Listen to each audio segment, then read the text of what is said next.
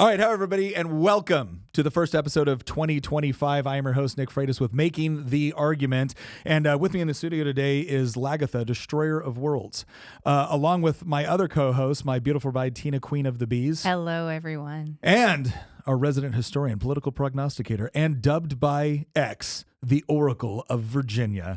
How you doing, Christian? I'm doing well. Did you know that Nikki Haley ratioed me the other day? Did she honestly That's pretty ratio you? great. I know she tried. She technically pulled it off. I got Wow. like 4,000 or 5,000 likes on a tweet about the topic that we're talking about today, and then she quote tweeted me, and she got like 6 or 7. Well, that's in all not- fairness, she was pretty offended at you saying that basically it's pretty bad when these people are to the right of her because she considers herself very far to the right, Well, even and- though she's to us not. And that's kind of the topic of today's conversation, right? We're talking about the infighting that is currently going on in the right. And for those of us that have been involved in this for a while, this is nothing new. We're kind of used to it. But it is nonetheless frustrating because I think a lot of people are going into 2025 thinking this is going to be the year where we actually stay unified and get some stuff done. And then all of a sudden you have this dust up over HB1 visas, which is kind of tangential but connected to immigration policy. And you have this fight going on between Elon Musk, and Vivek against people like Jack Posobiec, Laura Loomer, and other people, right? People who I think, broadly speaking, are on the same side. But there's differences. And one of the things that we've all kind of committed ourselves to for 2025 was in ensuring that when we conduct making the argument, part of what we're doing is explaining our arguments on the things that we believe and the policies we want implemented, whether they be cultural, political, economic, but also doing a good faith job of explaining other people's arguments who may disagree with us or who may be on the same side but have a different way to approach a particular issue.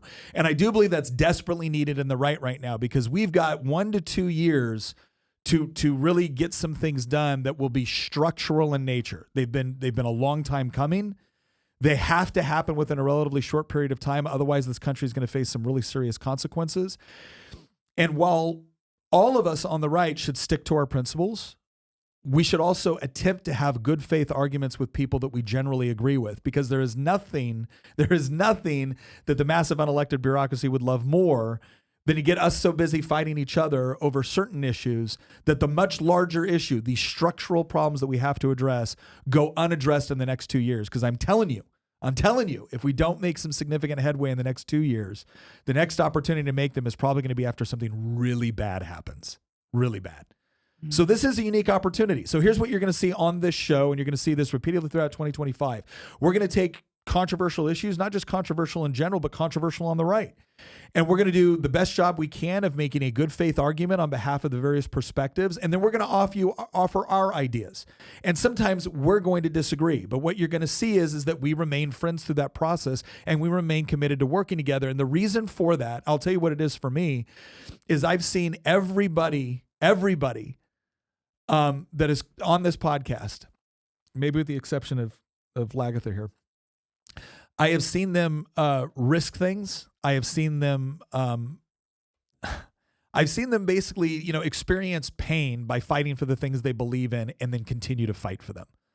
They haven't been dissuaded, whether it was, professional issues.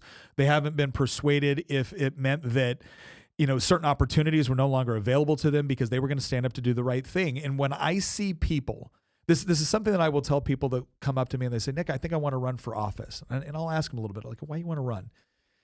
And they'll go into this whole idea of, well, Nick, I'm going to get in there and I'm going to fight.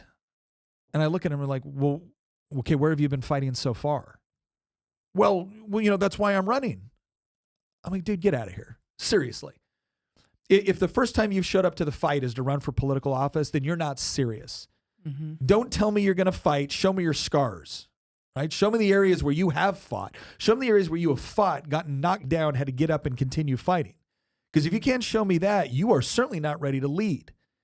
Yeah, if the extent of your fight is calling up the local committee and demanding that they come and put a sign in your yard, that's the extent of your fighting, you haven't done anything. Yeah. You've just expended resources that we could be using on something else. So what you can count on in this channel is you're dealing with people that deeply believe, we believe in objective truth. We believe in objective morality.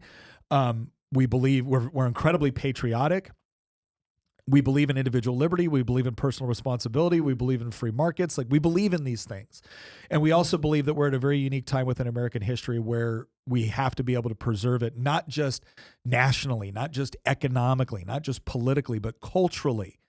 We're fighting to preserve something here, and we're all dedicated to that mission. But because we're dedicated to the truth, we're also dedicated to making good arguments and properly representing the arguments of people that may disagree with us, maybe fundamentally disagree with us, maybe disagree with us on a particular issue. Because if we don't actually understand what the actual argument is, how are you supposed to craft a response? And I don't want to get into the perpetual food fight of, you're a traitor. No, you're a traitor. Well, you're not really America. I'm done with that. Yes, sometimes there are traitors, and those people are going to present themselves, and we will be happy to call it out. But we do need to make good faith arguments. And I'll tell you about a good faith argument I'm going to make right now, and that is, what you doing about meat this year, right? Because Good Ranchers has once again pledged in 2025 to come on and support making the argument, and we want to support Good Ranchers because they produce an excellent, excellent product and service. Because it's not just the fact that you're getting the best beef, pork, poultry, wild-caught seafood, but it's delivered straight to your door. And here it is right now. There's a New Year, new meat offer, right? So in 2025, Good Ranchers helps focus on creating healthier habits, enjoying more moments with family, and spending less money on dining out. So if you go ahead and you use the promo code, you're going to get some access to some pretty good deals over there on Good Ranchers. But I need you to go over to goodranchers.com. Use promo code Nick and go take a look at some of the offers. I know I sent Good Ranchers to family, like actually paid for it. Send Good Ranchers to family for Christmas. We had a ton of it. Like we're like living on this stuff right now. I love being completely squared away as far as meat is concerned because I'm on carnivore. So. That's right. That's right. She is totally squared away on meat. So goodranchers.com, promo code Nick. Go check out the awesome deals that they're going to have for the new year. You're going to be really excited about that. Again, it's the best American-raised beef, pork, poultry, wild-caught seafood delivered directly to your door. Plus, you get to support a great company with great people who are also supporting us, and that's something we certainly appreciate. All right, let's go ahead and jump into this whole idea of HB1 visas and this kind of dust up that we experience. H1B. H1B. I do that every single time. Yeah. We were joking about that before we even started recording. I'm going to blame it on lysdexia. No. All right, so let's bring this up real quick because we have I want to go directly to like the government on the H1B program. Okay, so here's the overview, and we're taking this directly from what is this, Department of Labor. So the H1B program applies to employers seeking to hire non-immigrant aliens as workers in specialty occupations or as fashion models of distinguished merit and ability. Okay. A specialty occupation is one that requires the application of a body of highly specialized knowledge and the attainment of at least a bachelor's degree or its equivalent. The intent of the H-1B provisions is to help employers who cannot otherwise obtain needed business skills and abilities from the U.S. workforce by authorizing the temporary employment of qualified individuals who are not otherwise authorized to work in the United States. The law establishes certain standards in order to protect similarly employed U.S. workers from being adversely affected by the employment of the non-immigrant workers, as well as to protect the H-1B non-immigrant workers. Employers must attest to the Department of Labor that they will pay wages to the H-1B non-immigrant workers that are at least equal to the actual wage paid by the employer to other workers with similar experience and qualifications for the job in question, or the prevailing wage for the occupation, the area of intended employment, whichever is greater. That is what it is and what the intent is. Now, before we get into some of the things that Elon said, some things that Trump said, some of the things that Jack Posobiec said, Christian found a really good thread on this where they talked about, again, we just talked about this is what it is, this is the intent, but how's it actually being utilized? And that's a very important thing because we discuss that a lot around here. The government can say all day long, I want to do X, or this is why X exists. Mm-hmm. But then when it gets applied very, very differently, people have a right to get upset about that. So let's go ahead and look at that thread you brought up. Okay, so this is from, well, actually, Christian, take us through this from Robert Sterling here. Okay, so this account on X a few days ago said that they went through 5 years of H1B data from the Department of Labor's website. So that's over 4 million records. And then they spent the day crunching numbers and turning this into graphs. And so here's basically what they found. To start, I'm skipping a couple of these tweets that are just introduction Yeah, just go stuff. for it. Get to the meat of it. To start, this program, no pun intended. Get to the good ranchers of it. To start, this program is massively popular with employers. The program has a statutory limit of 85,000 visas per year, but employers routinely receive approval for more than 800,000 applications per year. 868,000 or 10x the limit in 2024. And so they graphed this out. It was 630,000 in 2023, 611,000 in 2022, 805,000 in 2021, and 62,000 in 2020. He continued and he said, contrary to what I expected, the average salary for an H1B is relatively low, slightly under 120,000 this year. Given that so much of the H1B debate pertains to tech workers, I incorrectly assumed the average would be much higher, but this is the beauty of the data, right? And then he continues and he says, you can see that salaries are disproportionately weighted towards the lower bands. So he created these colored charts. I'm going to explain this for the audio listeners. He created these colored charts that showed different salary ranges and how many people were being brought in by year within certain salary ranges. So he had one in blue that was under 75,000 a year. He had one in orange that's 75 to 100,000 a year. In pink, it's 100 to 125,000 a year. And then in teal, it's 125 to 150,000 a year. The percentage breakdown that he's got here is that, in other words, 75% are jobs paying under 150,000 a year. Only 25% are over 150,000. And of those, only 2.5% are like truly high paying, over 250,000 a year. So let's cut in here real quick and kind of explain some of the relevance of that. Again, so if HB1 is now, again, there are other visa programs that are targeted toward like very specialized labor. I think those called what, OA1, or it's like OA1 visas or something like that. But these are still supposed to be directed toward the sort of labor that is either you're having a hard time finding it in the United States and you need it for what you're doing. So this is not entry-level worker job, right? You're supposed to have a skill set equivalent of a bachelor's, and like we've already identified, it largely goes into the tech sector. So that is something where we're talking about legitimate educational requirements are needed in order to understand how these processes work and how to perform the jobs. But the reason why it's, again, surprising this guy is that you're telling me you can't find people in the United States that are doing this work for this particular rate. Like, is that genuinely true? And again, so that's one of the questions that's been starting to brew up about what the stated intention of the program is versus what it actually achieves. Well, one of the questions I would have on that is, if you can't find somebody that is willing to work that job for a specific rate, in the law it even says it needs to be comparable to the standard rate of what someone else is basically willing to do it for. And so if you can't find someone willing to do the job for that price, then it's not going to be a comparable price, right? I mean, how do they do the comps on that? Yeah. So speaking of comps, he continued and said that he categorized job descriptions into computer, software, IT-related roles in teal and everything else in gray. And then he continues and says almost all the prominent job categories are tech-related. The top two categories for software developer roles are 1.1 million over 5 years by themselves. You can see that this is a lot more than 850,000. Oh yeah. We're way beyond the number of jobs that's statutorily. Like, there's a lot of exceptions to the rule. He goes on to say that basically every role with 30K plus H1B applications is for a STEM field, with the exception of accountants and auditors, 49,000. Most of them are IT related at that. There's very little there's a little more variety in roles with similar numbers, but the overall tilt towards STEM remains throughout.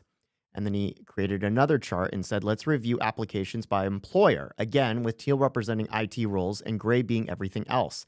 There are some huge numbers here. 15 companies alone received approvals for 20,000 applications each. We'll go back to the employers momentarily. He continues and says, looking at applications by employer, again, computer systems design absolutely dwarfs everything else with 1.2 million applications over 5 years.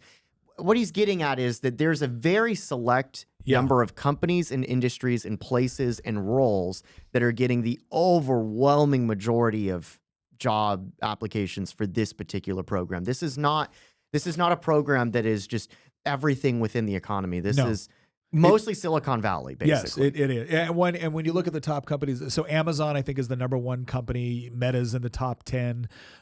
Several other systems. We have a question from Loyal to Law. Yeah. Says, what should constitute the justification for H1B visas because it doesn't match with the current high unemployment rate?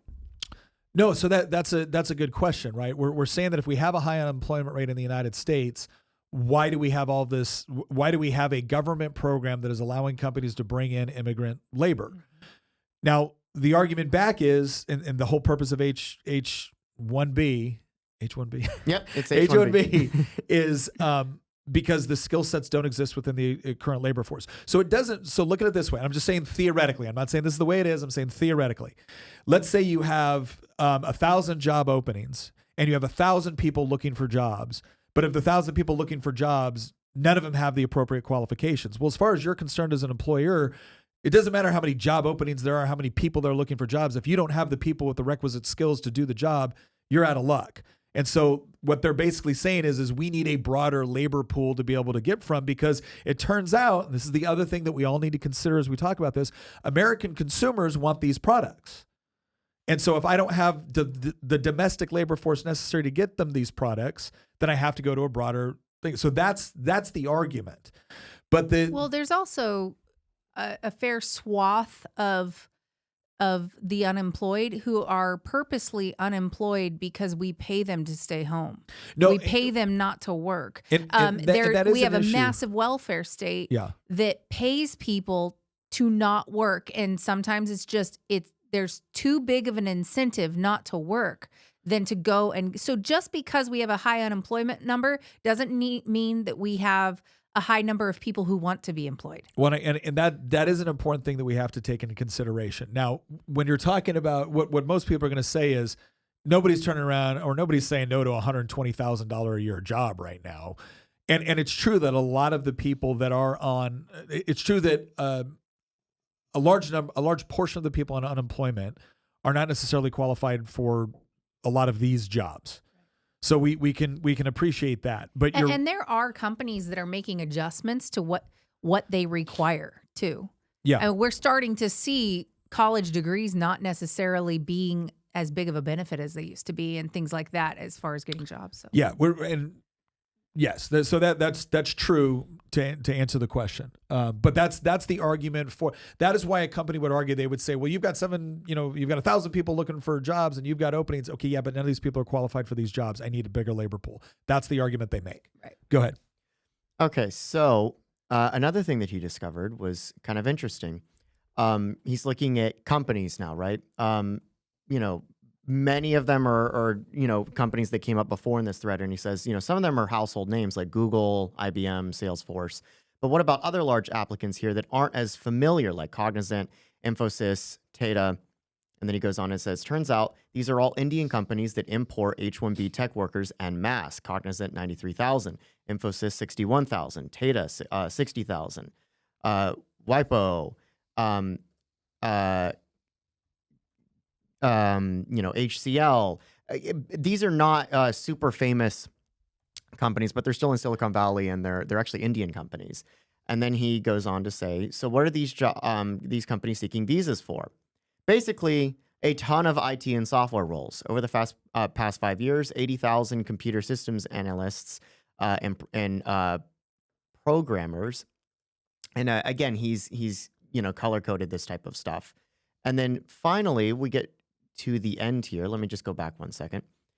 And he goes and he says, this chart shows the company's average salary by role. And again, he's color coding this. I'm trying to explain this for our audio listeners as well. And long story short, it creates a band of about 80 to 120,000 is where most of these are ended up falling. He continues and says the H-1B program isn't just Indian companies requesting visas for IT workers, though. The list of companies seeking visas for accountants is a who's who of the big four. There's four main auditor companies. Fun fact: there actually used to be five main auditing companies. The fifth one disappeared after a company called Enron went bankrupt. Yeah, remember because that one. they were the ones that were auditing Enron, and turns out they were doing a not. bang up job. Yeah, doing a great job there. So, he goes through this, he's talking about banks and stuff like that. I'm going to skip a little bit more. And then he goes into some individual companies like Amazon. He goes into Google. And then he gets to the very end. Here's the last two tweets. And he says, you can see where I'm going with this.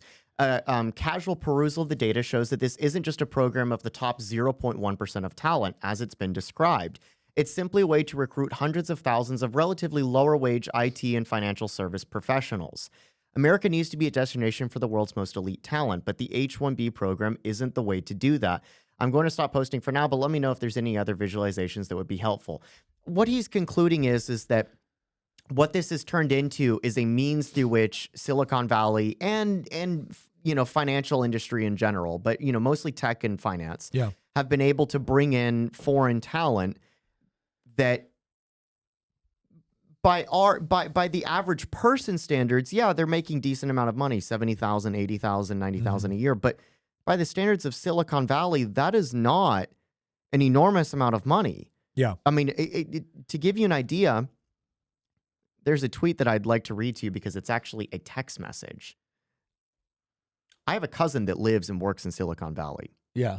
He has worked for, and I'm not going to reveal his name because he probably would get in trouble if I doxed him. Yeah. He has worked for Microsoft. He's worked for Google. He's worked for other companies that I'm not going to reveal because I don't want to reveal too much about him as an individual. But I texted him in the middle of this huge debate. Yeah.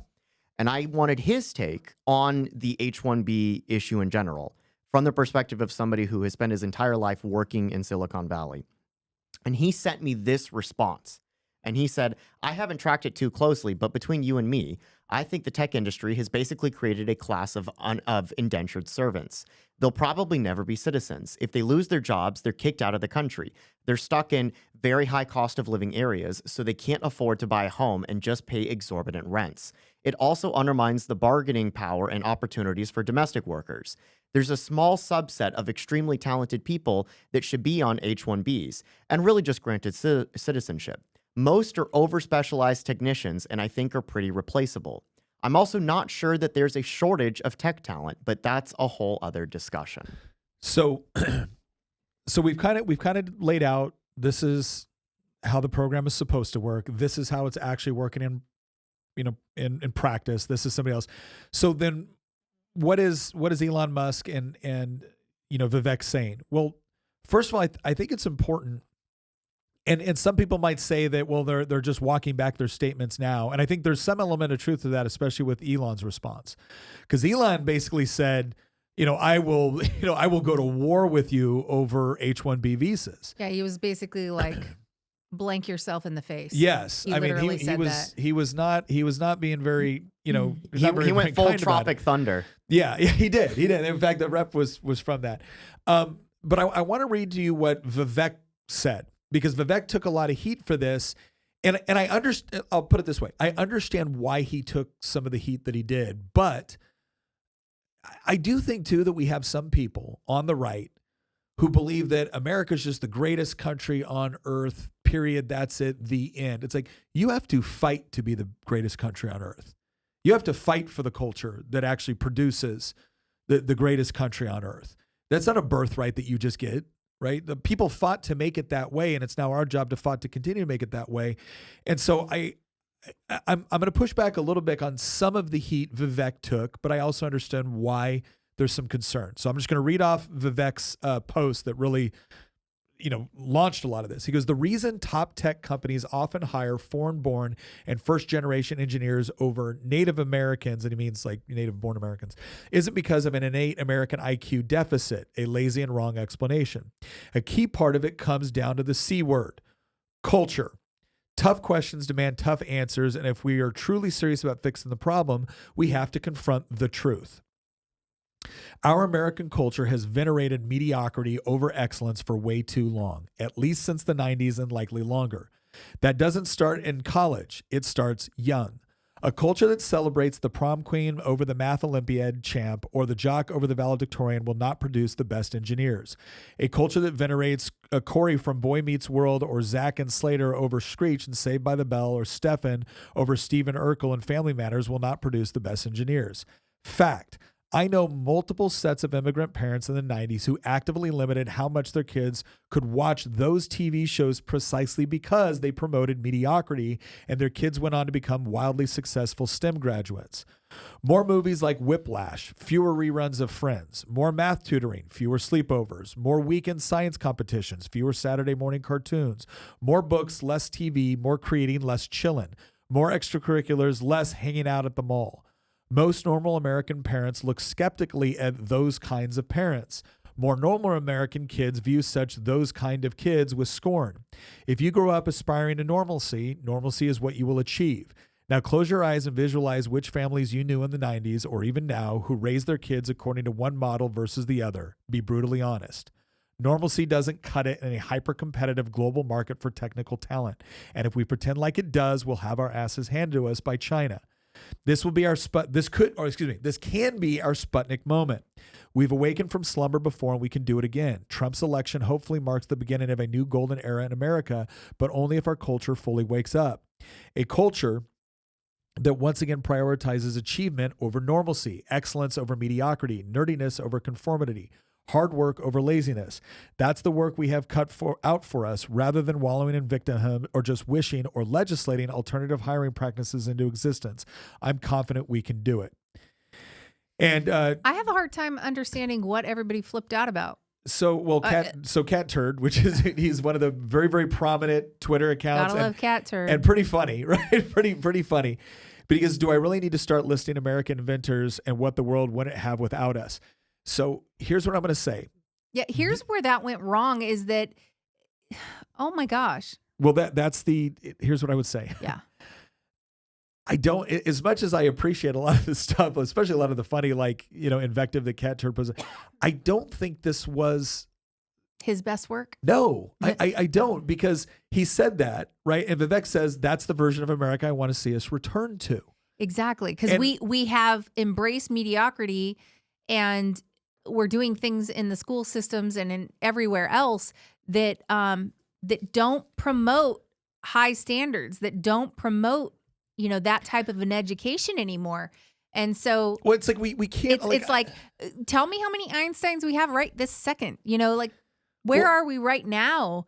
I feel like Patrick. I feel like that's a bygone era. Patrick Bet-David did a on his show. He was talking about this, and Patrick Bet-David is an immigrant from Iran, and he said it was something like 55% of the startup businesses in the United States. I thought he said it was like 45. I think it was 55, but we can check.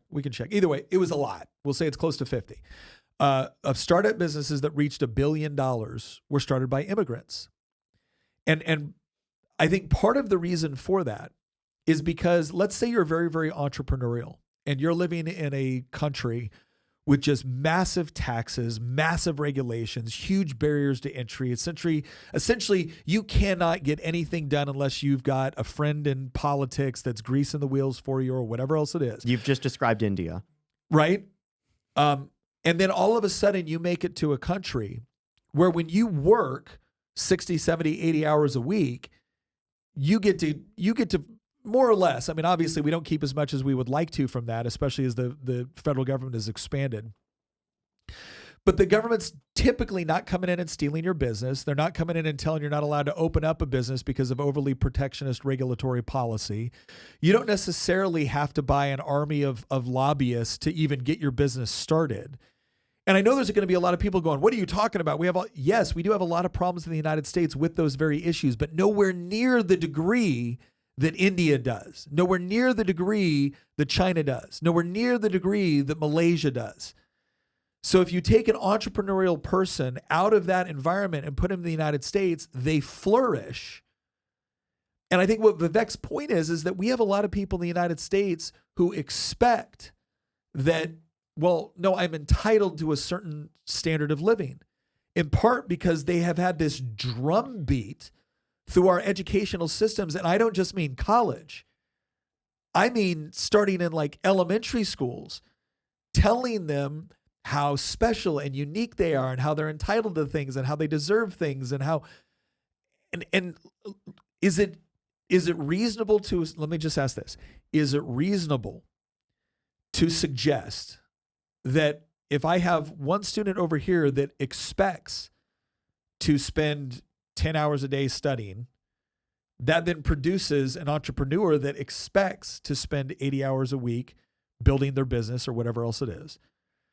And then I will have someone come, and then you will have someone coming in going, well, that's not a good work-life balance. I'm not saying it. I'm not saying it is, right?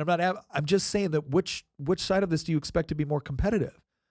If you talk to anybody that builds a massive business from which we benefit from, you're not going to find someone that worked 40 hours a week. You're just not.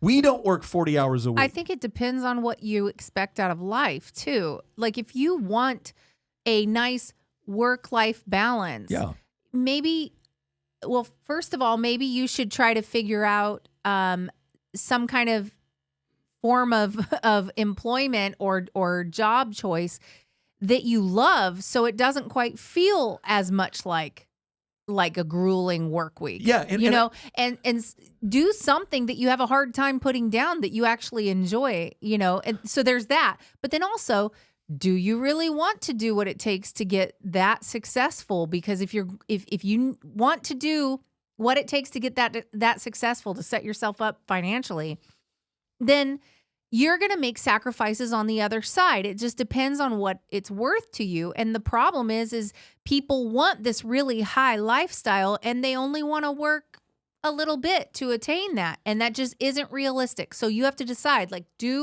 first of all, do I love what I do? Yeah. Secondly, what is a good work-life balance? Like, is my job stressing me out to the point where I'm going to have heart issues later and not even be able to enjoy the money that I've made? So try to find that balance, but just because you have to work hard to attain the goal doesn't necessarily mean that's a bad thing. Well, let me put it this working way. hard's good for people. Let me put it this way.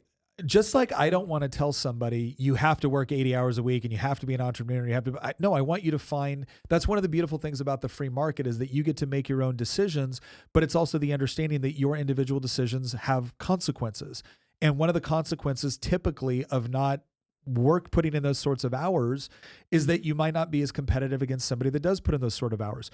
There was another response to Vivek by a guy named Cernovich, which is another very, very popular account. And I appreciate a lot of stuff he puts out. He goes, the Woodstock generation managed to build out aerospace. The one before went to the moon. America was doing great. Underline your post is what we're all living. Underline your post is the idea that we're all living in squalor until being rescued by H1Bs. Then if that's true, then why did everyone want to come here? And Vivek says that version of America, the one that used to embody unbridled exceptionalism, is exactly what we want to return to. That's a point about culture, not immigration policy. I think I don't think Vivek's entirely right here. To Cernovich's point, when he says the Woodstock generation, I think that's a horrible misnomer. The Woodstock quote generation was actually an incredibly small part of the underlying population. If you actually look at where American culture was at, even in the 60s, at the height of all like the campus riots, and there was a lot of fights over civil rights and a lot of fights that needed to happen over civil rights, but you also had the sexual revolution. Underlying American culture in most places was still a commitment to entrepreneurship and business.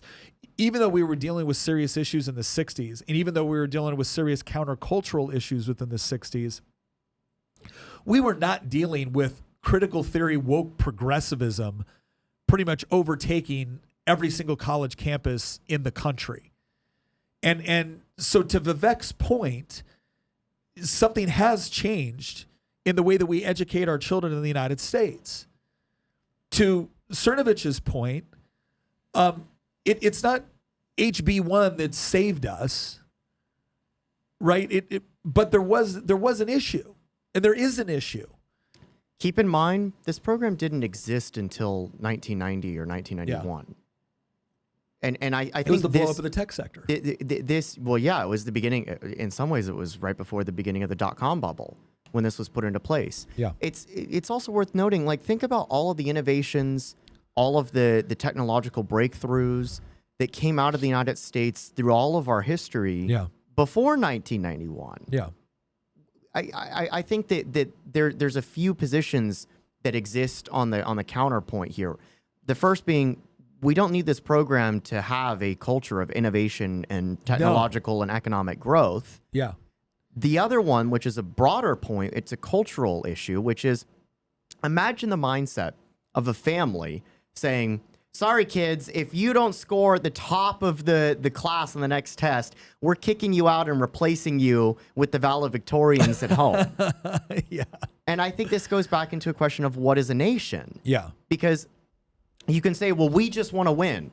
Well, what does winning look like? What's your definition of winning? If your winning is turning the American people into a dispossessed underclass in their own country, then don't be surprised when a lot of people don't agree with your definition of winning. Yeah. And so if That's you're true. simply saying, well, we just need to win, we just need to beat the Chinese, okay, by eradicating American culture, is that how we're going to defeat the well, Chinese? the left thinks we don't even have a culture.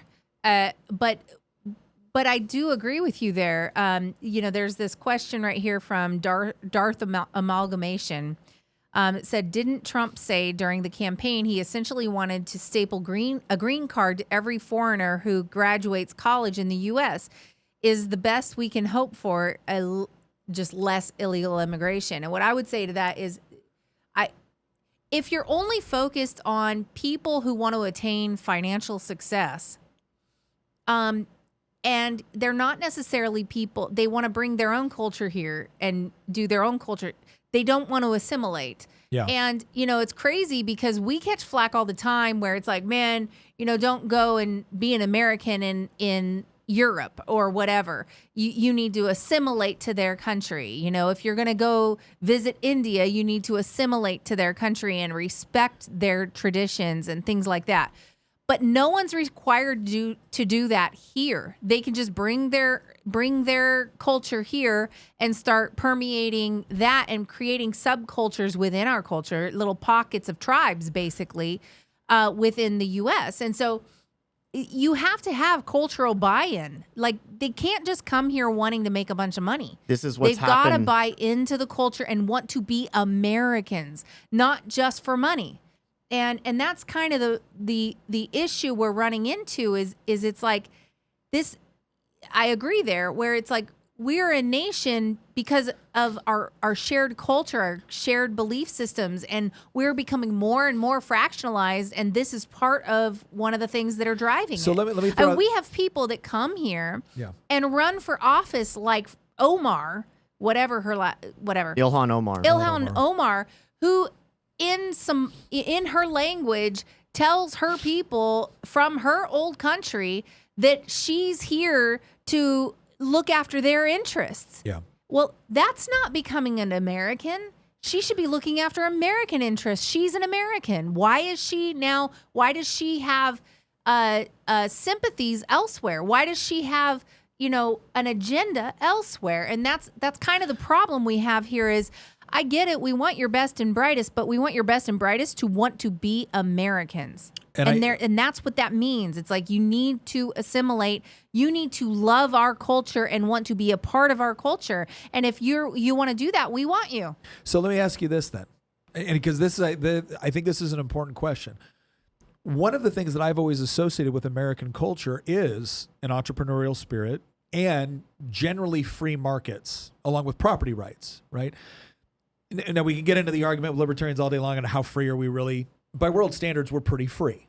It goes back to the Calvin Coolidge quote that the business of America is business, right? This was always something where the United States, this is a part of our culture. And I would say that once upon a time, I think there was we'll say a decent understanding of what it meant to, quote, be an American. And one of the things that was interesting about this, and this kind of goes back to the Margaret Thatcher quote, is that Europe was created by geography, America was or created by history, America was created by philosophy. Now the danger in that is some people think that all we are is philosophy. It's like, no, we are both. There's a philosophical underpinning to the creation of the United States. It's very important to our identity as Americans and should be fostered. But we're also a geographical location and we got borders. But here's the question I kind of want to throw out to both of you. When we say come here and assimilate, what do we mean? We mean become an American. What does that mean? An American is somebody that believes in certain things, not just follows a specific set of rules.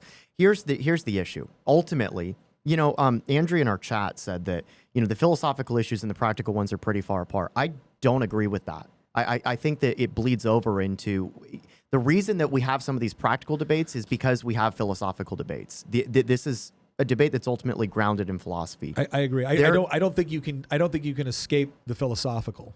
There's a bit of an identity crisis that's going on in a lot of Western countries, the United States, the United Kingdom, Canada. It was Justin Trudeau who, I think it was last year, said that Canada's a post-national nation. We don't have a Canadian identity. Yeah.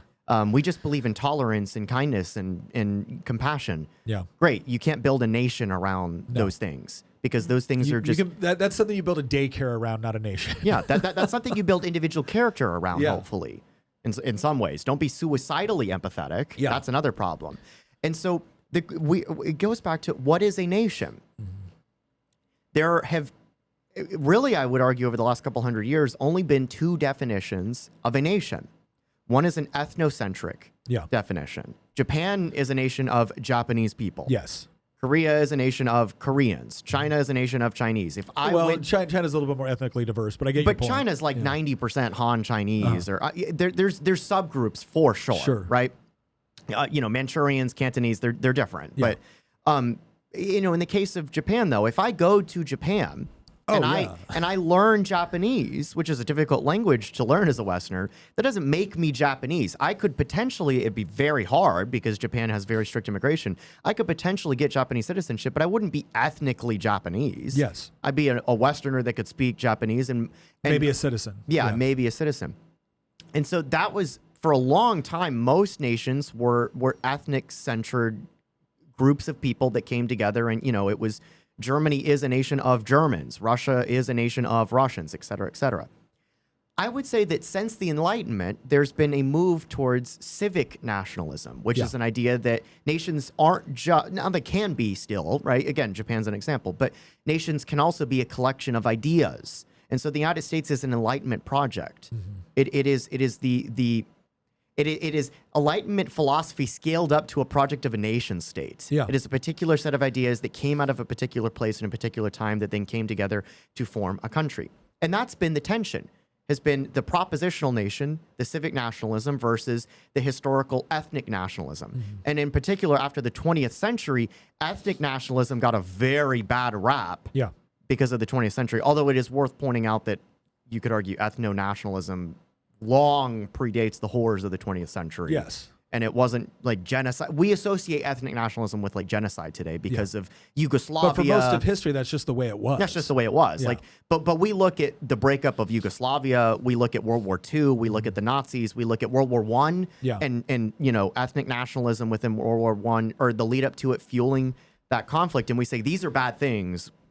Yeah. We're going to shove those aside and embrace globalism as the alternative to ethno-nationalism. And I feel like that we've created a false dichotomy, actually, in part because I disagree with Margaret Thatcher and Ronald Reagan that the United States is an idea, that the United States is a propositional nation, that the United States is simply a the compilation of civic nationalism. Mm-hmm. In part because you can duplicate civic nationalism anywhere in the world. Anywhere in the world could adopt free markets. Mm-hmm. Any country in the world could adopt a governing structure similar to our Constitution. There is nothing preventing China or Japan or India or Korea from adopting a First Amendment, a Second Amendment. So what is it then? What is it? What it is cultural nationalism. That's the third component that is ignored. Because we are looking at a false dichotomy of ethno-nationalism versus civic nationalism and saying, you must pick one. Mm-hmm. And if you pick one, we know the pitfalls of one or the other. Yeah. One is, look at the 20th century. The other one is, look at today, where you have an identity crisis for countries that don't have one. And so I think that, personally, the way forward is you need to enthusiastically embrace cultural nationalism. And, one of the figures, I disagree with him on a lot of policy, but one of the figures that I think does a good job of articulating this is actually Teddy Roosevelt. Mm-hmm. In the early 20th century, Teddy Roosevelt talked about how we don't want hyphenated Americans, we want Americans. Yes. We don't want other flags, we want the American flag. And if Yeah. you're going to come here, become an American, adopt these values, adopt these belief structures. There's a certain way of being that makes somebody an American. It's not just you believe in freedom of speech or property rights or free markets. These are actually the outgrowth of a particular culture. They don't exist in a vacuum. It's that culture that gives birth to these things. So when Calvin Coolidge says the business of America is business, the reason that that is the case is because there's a culture that fosters and encourages that. Well, and so the divide between ethno-nationalism and civic nationalism, this will be the last thing I'll say on this point, is it's not that civic nationalism is bad. It's actually a good thing, but it cannot defend itself. And so I'm not saying chuck aside the civics. In fact, far from it. I think that there's a ton of American civics in our founding documents that need to be upheld, but they can't defend themselves because ultimately they're just written on a piece of paper and they don't.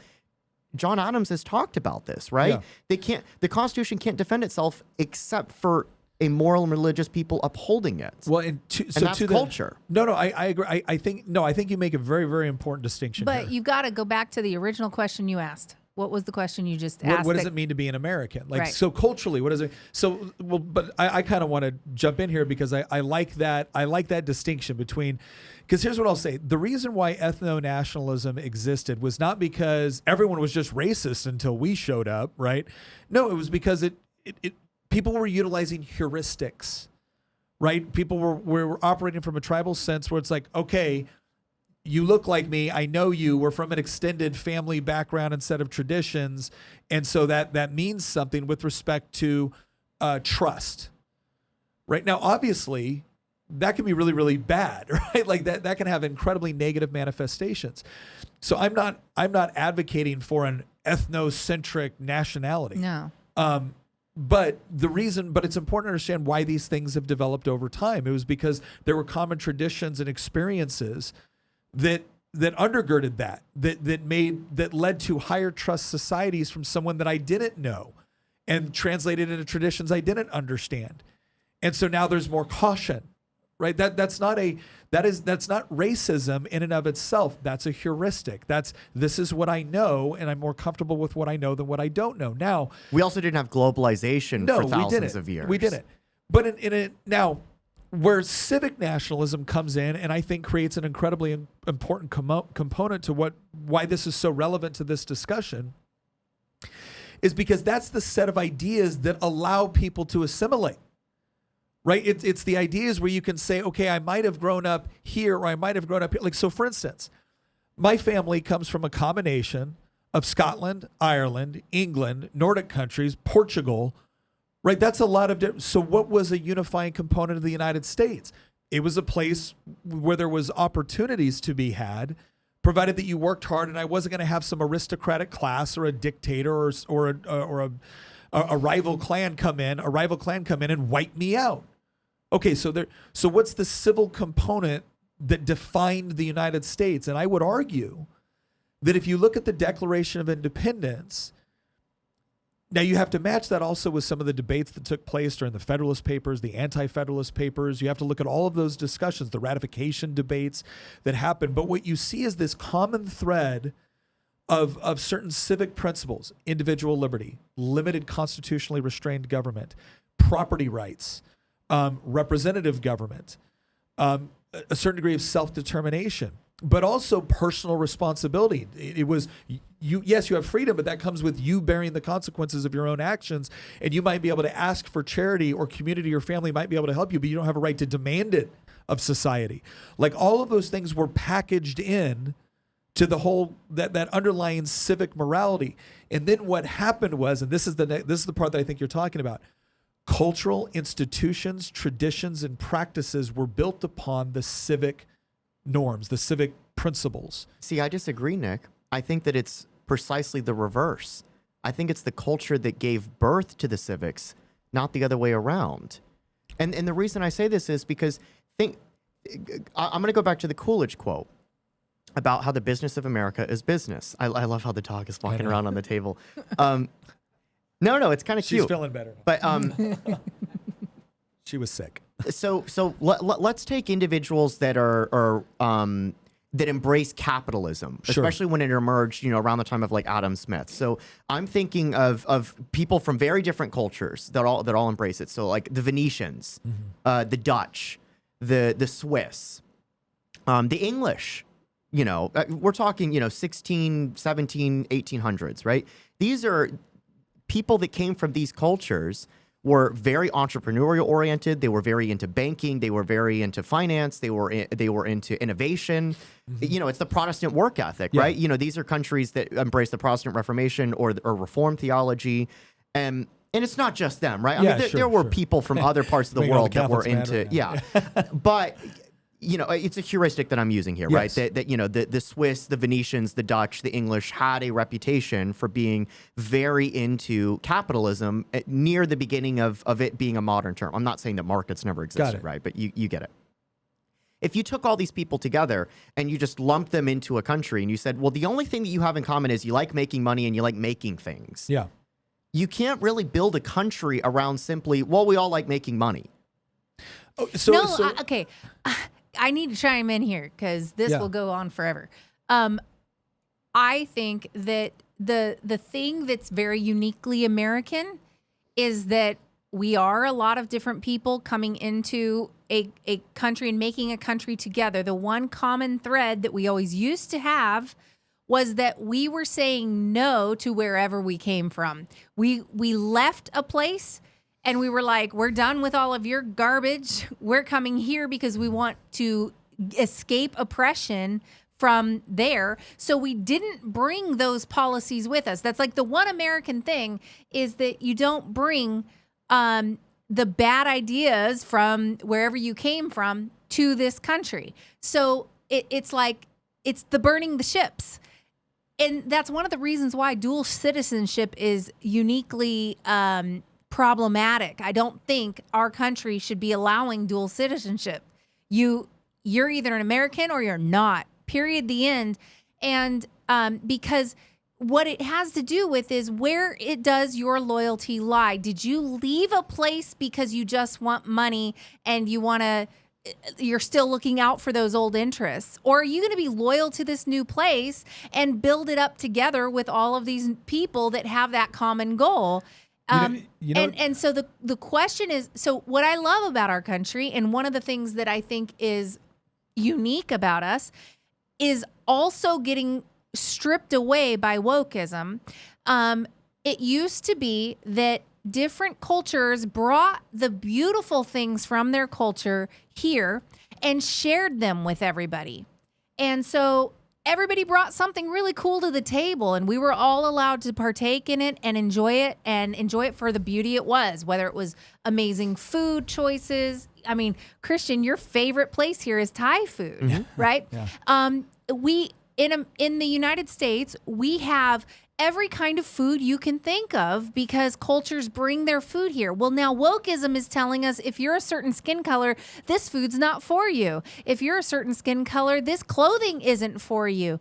If you're a certain skin color, you can't wear this thing on your hair or whatever it is. And it used to be that we brought all these things together, we appreciated them, and we incorporated them. And it was kind of like this really nice, you had the option of utilizing all of these great things from cultures around the world while still maintaining the common goal to build up this country. We had the loyalty to this country, and the people bringing those things, it was almost like it was offered up as, here's what I have to bring to the table here, and opening up our country to more beautiful things, more delicious foods, more nice. It's like it brought the spice to our country where we had neat things to partake of together. And that was sort of this unique American thing. And now what's happening is you're not allowed to partake of things from other cultures. Now that's cultural appropriation. And so it's like wokeism is dividing people into tribes and going, this tribe can't partake of that from that tribe, even though it's delicious or it's wonderful or it's beautiful or whatever. This is for them and not you. And so there's no sharing anymore. You're not allowed to share the culture stuff. And that's the uniquely American thing, is that we used to share those things. So I don't disagree with that. I think that's... And we left our loyalties behind. Our loyalty was now here. Well, okay, here, the one thing I'll push back on is that you definitely had people coming over, setting up Irish communities, Scottish communities. You know, there was still that. And there were debates about immigration back then, and there were too. debates about it. So here's what I'm going to, because I'm trying But that was a problem. No, I agree. The thing that I'm agreeing with you on is that one of the interesting things about the what we might call the American experiment, right? And I'm separating that from yes, I know America's a nation, but there was an experiment that was tried here with this idea that can you merge a bunch of people together from different backgrounds? It had not been done before, really, in this way. What I'm getting to is this. The answer was to a degree. Mm-hmm. And the degree was this. There was an underlying dominant culture that you were joining. You could bring your food, you could bring your dress, you could bring various ceremonies, traditions, music. You could bring all of it. But there was an understanding that there was, and this is the part where I don't think you and I are disagreeing. I think probably what the answer is that when we talk about the civic and the cultural, it's probably a little bit more intertwined and complementary to one another as opposed to chicken and egg. I think maybe it develops together is a better way to put it. But what had been developing together in the United States was rooted on certain civic principles with supporting cultural institutions. And if you wanted to bring something to add, you could, provided it didn't detract, and provided that it didn't undermine the very system that made that sort of environment possible. Now, what does anything that we've just talked about have to do with the visa program or immigration policy in general? And this is the part where I think we got to, like, Kat Turd and Sinovich and Laura Loomer and Jack Posobiec speaking around and in both directions, and Elon Musk and Vivek and everyone else just speaking around each other. I do think Vivek was trying to point to a deeper cultural problem that we have to address that isn't going to simply be answered by no more of these visas or no more immigration, shut down the border. Because as Andrea pointed out in the chat, she goes, okay, does becoming American mean, a belief in individual liberty and free market principles and entrepreneurship, or does it mean drag queen story hour? Yeah, that's true. Right. And so to Vivek's point, because that is a developing culture. That is a false dichotomy. No. That's a negative developing culture, because culture is always changing. Stop. It is not a false dichotomy, because there's some people that believe that is what being in America is truly about. And that side is dominant in so much of our cultural institutions right now. You're right that obviously that's not the only two choices that were being offered.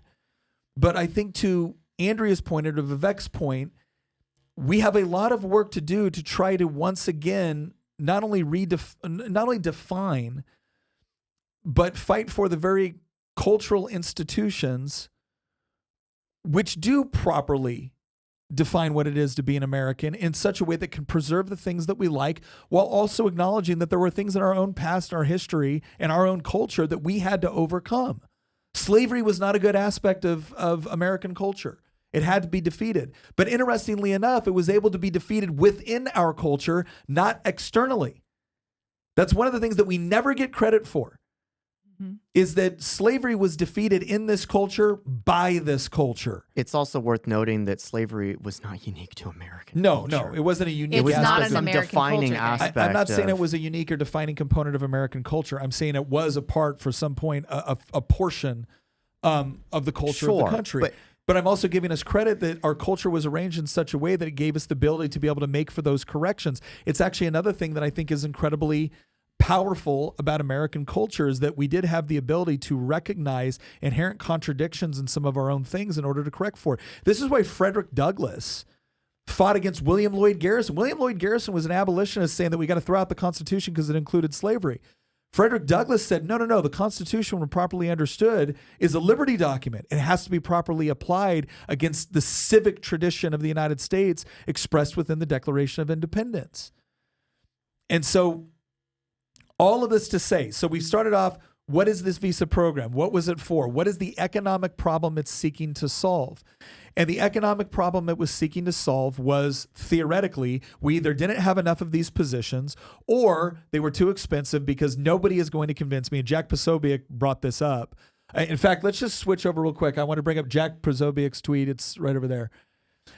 He said, I've been getting this message after message like this. He goes, all my coworkers are H1B, and I know they're looking to replace me next. I'd speak louder about this myself, but thanks for taking the charge. It's all about cheap labor. That's all this is. They replace us with people who are half as good for less than half the price. The cultural difference is palpable. They have no ownership or creativity. They just think if they yell at a problem, it'll go away. I totally believe that bridge crash was Indian tech incompetence. I don't know if that's true. That's this person saying it. They basically hired me because someone forced them to hire someone competent, needed for, and they blanked out the role in order to protect the guy's identity. Here's the point that I will say, and I don't understand why. Okay, he's saying right now that it's for much lower prices, but the law says it's supposed to be comparable to what the going rate is. That's his point. His point is, regardless of what the law says, this is what is actually happening.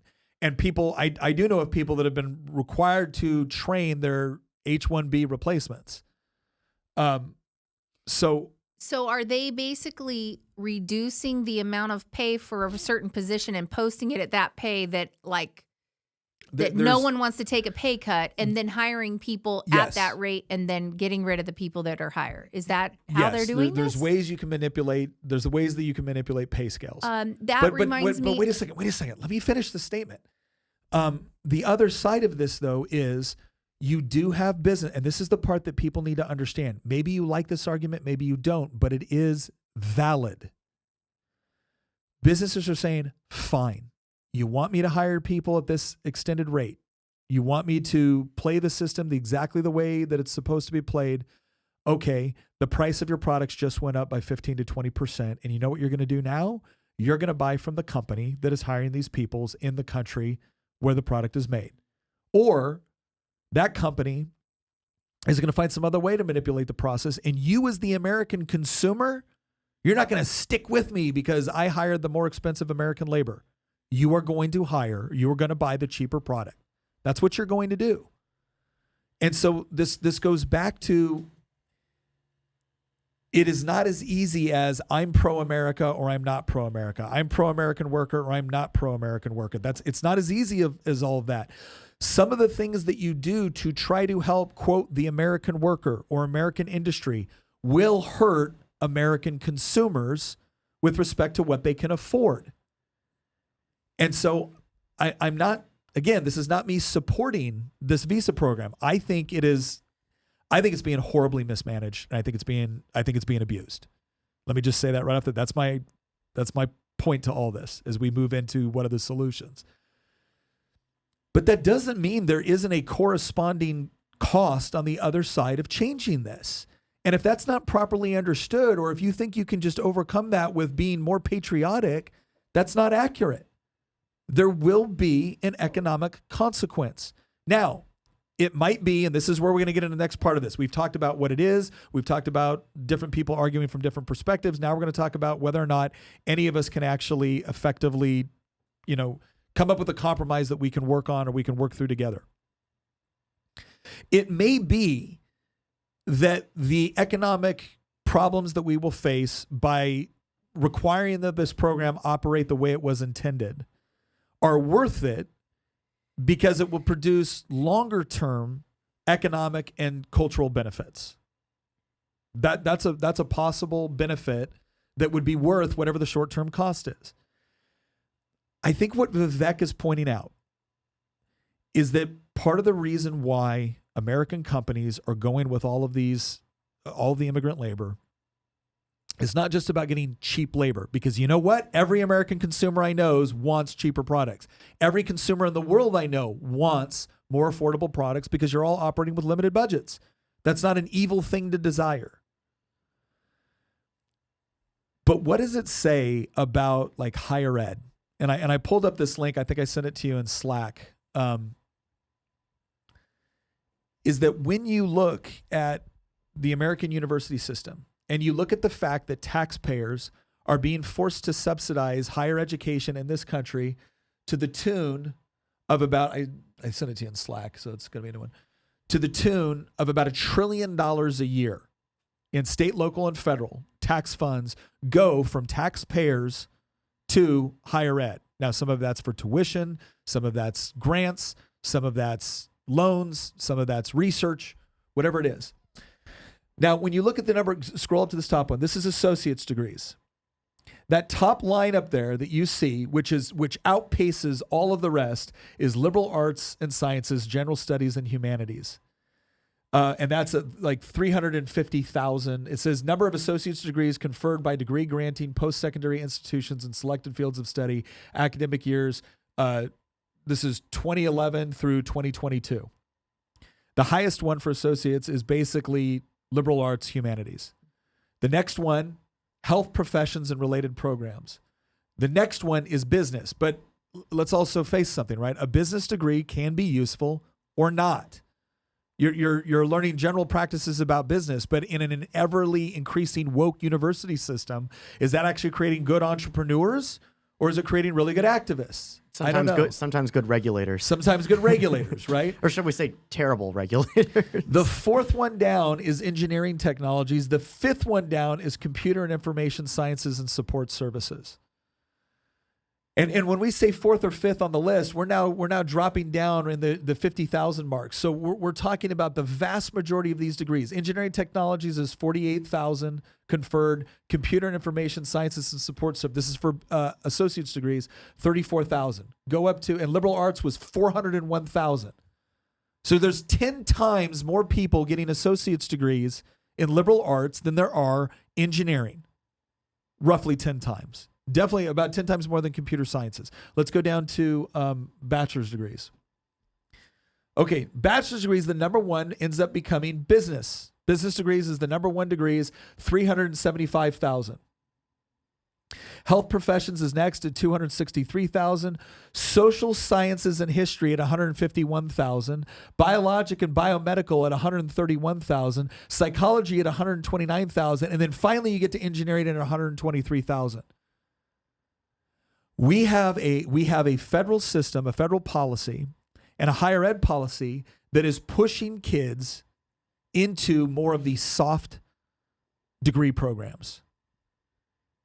If you don't think that is having an impact, I promise you it is. That is having an economic impact. Because we had a whole generation of kids. I was told, I'm 45. I was told this when I was younger. Nick, it doesn't matter what you get your degree in. They just want to see the degree. Well, guess what? In a high-tech economy, it matters. And your degree might get you the interview. It doesn't necessarily get you the job, and it certainly doesn't keep you the job if you can't actually do the work. And we're competing now with schools in other parts of the world that are not as interested in 147 different pronouns. And we're allowing our higher education in this country to get away with a $1 trillion wealth transfer from taxpayers to higher ed yearly so that they can produce this. I do think that there's something to be said about how even if you didn't have this culture, well, I'll use the word culture, encouraging people to get a college degree, right? Even if you didn't have federal subsidization of the university system to, if you look at federal and state, it might be, like you said, like maybe about $1 trillion. Yeah. Even if none of that existed, I wouldn't be surprised at all if only 10, 15% of the population, if left to their own devices, willingly would choose to go into engineering. Mm-hmm.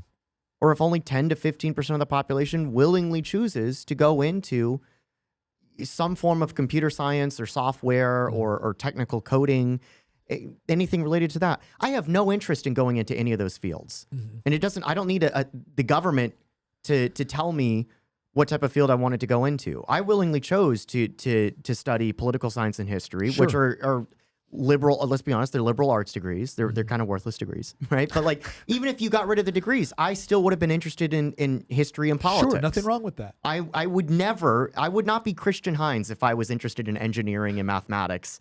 I wouldn't be me. I'm not disagreeing with that. And I'm not saying that everyone has to become an engineer. And so but Nick, then the question is, where's the issue? I'll tell you exactly. If the issue is, hang on, if the issue is government subsidization of higher ed, I'm with you on that. If the issue is we are pushing people to get degrees that are arguably not really worth the squeeze, I'm with you on that. I don't see, though, how the university system, as it's currently set up, has really much of anything to do with questions of immigration, identity, culture. I do, for two reasons. So one is the idea that the government, in conjunction with the universities, has created, this goes to the cultural side, right? Because part of what we're saying here is that when we have mass immigration, that's not just an economic factor. There is a cultural component to that, which can cause issues.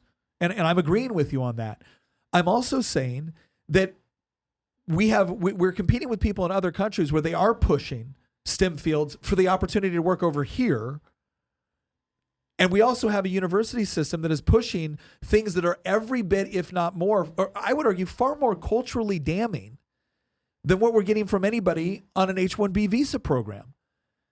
And so, to Vivek's point, if you're going to have a university system that is permitted through direct subsidization to push soft degrees, if you're going to have a school system which is essentially discriminates against people, because we also saw that happened with the DOJ investigation of our university system. What were they doing? They were allowing foreign students to come in because foreign students had to pay the full tuition, whereas white and Asian students were being discriminated against at universities, in part because they got in-state tuition or because they were eligible for things that the foreign students were not. And so we created this perverse incentive structure within our own university system to give competitive advantage to foreign students over our own domestic students. It's similar to what happened in Canada, where the universities turned into diploma mills to funnel people into the country who they didn't really want to become Canadian. They were just using it as a pathway to get in.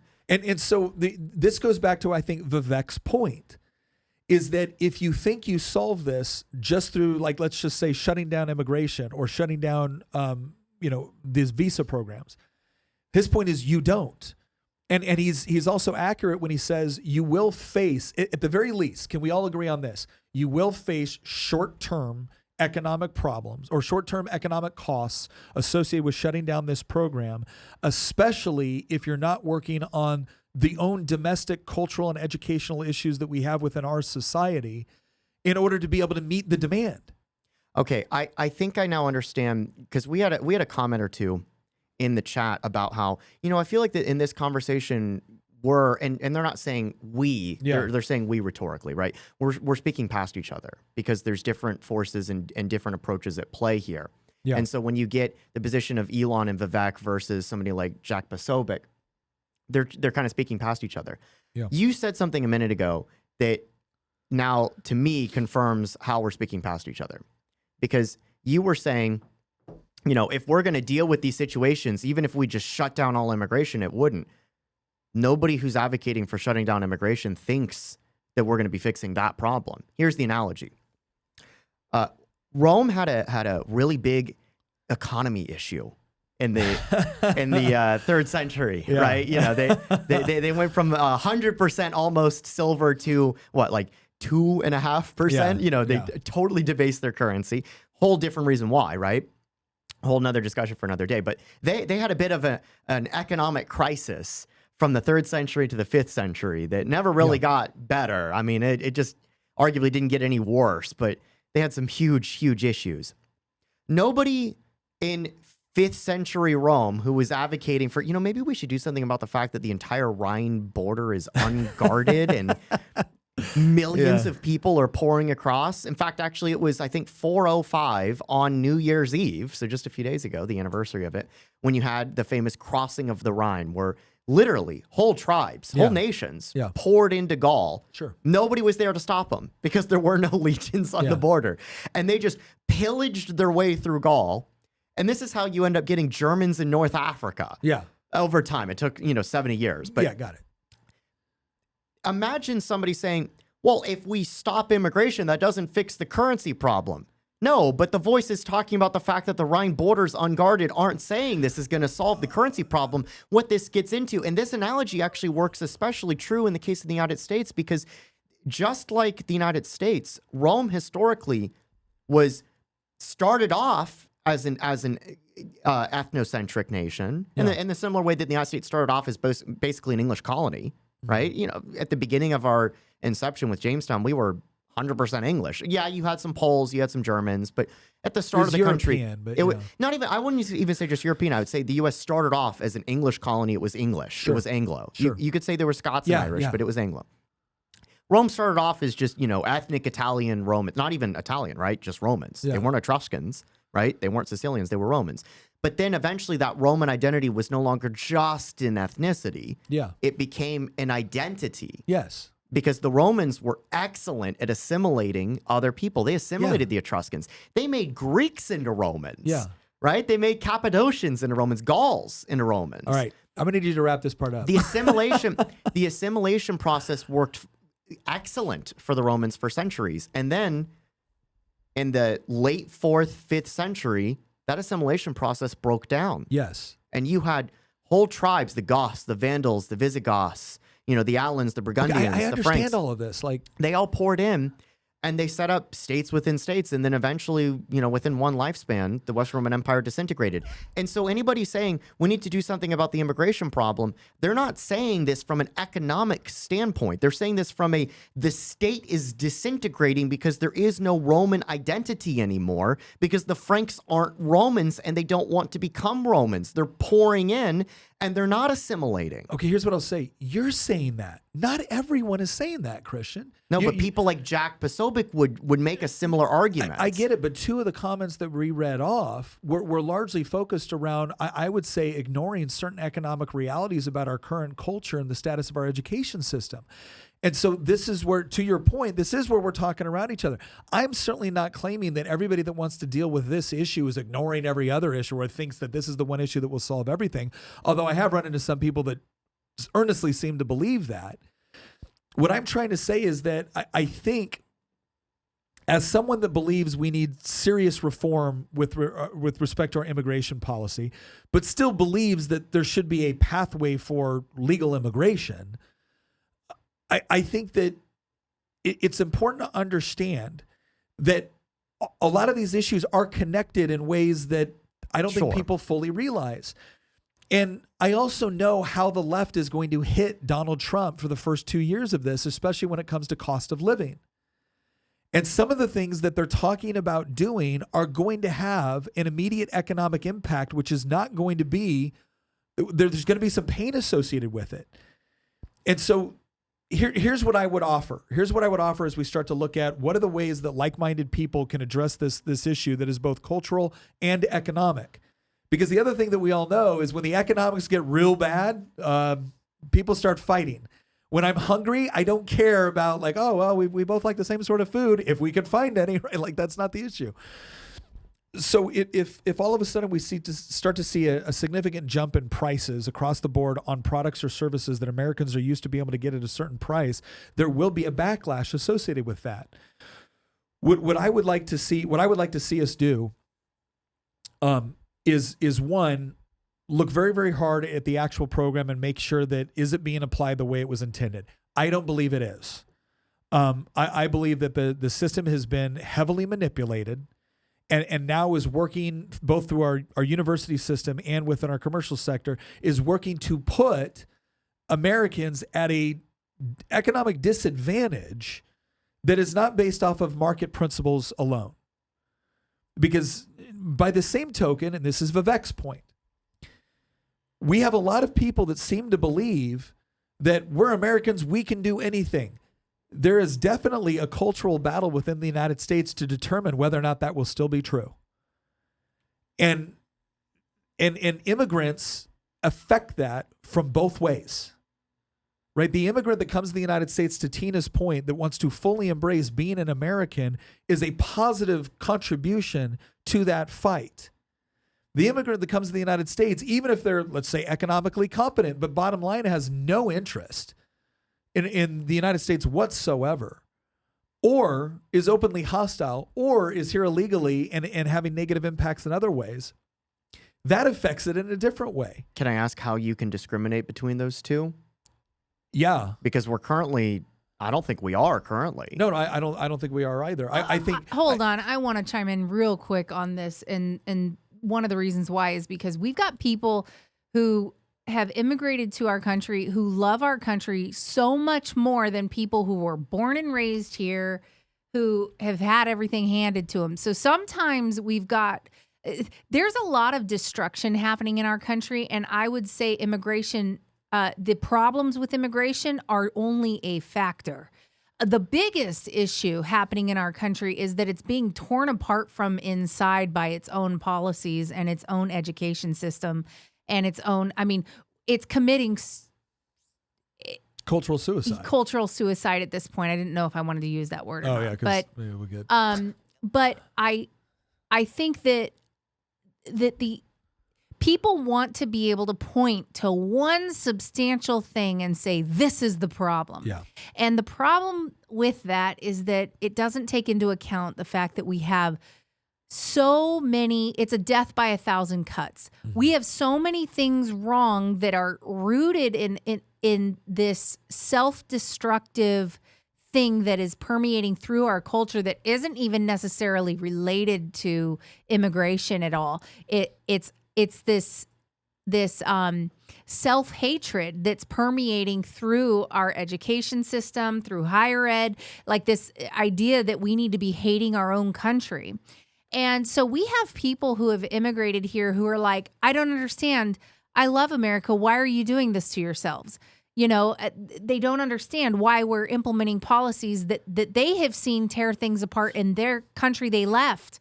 And they're like trying to warn us and tell us, don't do this. You know, it's like, what was that one thing? Be the America that... like anime thinks you are. Not anime. I thought it was like... Hong Kong thinks you are. Hong Kong thinks you are. Yeah. Because there are other countries that almost idolize the idea of Americans, and because we used to be something that people would look at and go, man, I want to be, badass like America or whatever. Yeah. Like I even look at that video is making the rounds again of Metallica going and playing in Russia during the end of the Cold War, and it was just so epic. It was like this like thundering American band is just showing like something that America is. You had that like Russia Russian is soldiers not. taking off their uniforms to like rock out. And they just loved it. It was and there were things about America that you could rely on that would have that effect on another country. And it's like we're just seeing it slip through our fingertips because we all like in the education system, the entertainment sector, you've got higher ed. It's training people to hate America in our own country. And I feel like that is really what we have going on.